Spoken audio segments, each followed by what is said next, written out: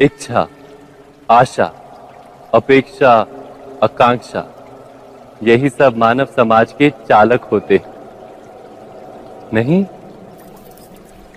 यदि कोई आपसे पूछे कि आप कौन, तो आपका उत्तर क्या होगा?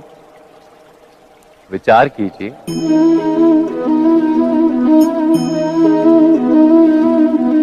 आप तुरंत ही ये जान पाएंगे कि आपकी इच्छाएं ही आपके जीवन की व्याख्या है। कुछ पाने से मिली सफलता, कुछ ना पाने से मिली निष्फलता ही आपका परिचय।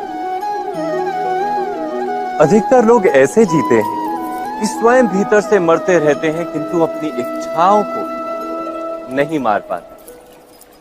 इच्छाएं उन्हें दौड़ाती हैं जिस प्रकार मृग तृष्णा मृग को दौड़ाती। परंतु इन्हीं इच्छाओं के गर्भ में ही ज्ञान का प्रकाश भी। कैसे? जब इच्छाएं अपूर्ण रहती और टूटती, तब वहीं से ज्ञान की किरण प्रवेश करती है मनुष्य के हृदय। ना, ये कथा नहीं है केवल इच्छाओं के संघर्ष की, नहीं है केवल महत्वाकांक्षाओं से जन्म लेने वाले भयावह रक्तपात।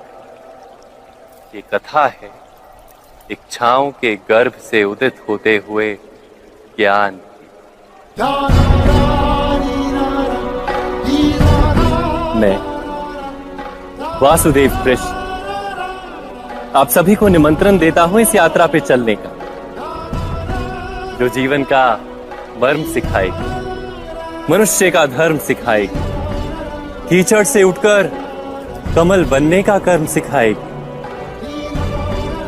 और इस यात्रा का नाम है महाभारत।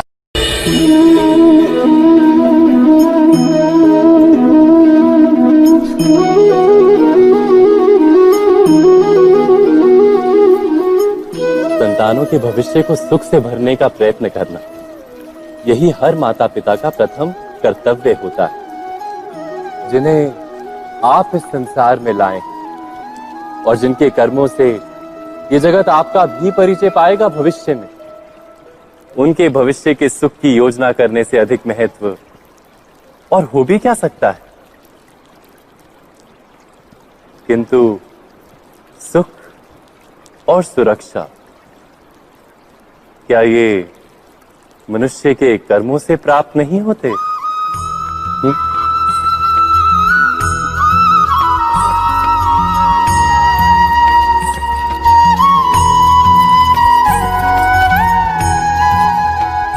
माता पिता के दिए हुए अच्छे या बुरे संस्कार, उनकी दी हुई योग्य अथवा अयोग्य शिक्षा, क्या आज के सारे कर्मों का मूल नहीं?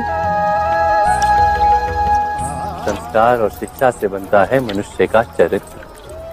अर्थात माता पिता अपनी संतानों का जैसा चरित्र बनाते हैं, ऐसा ही बनता है उनका भविष्य।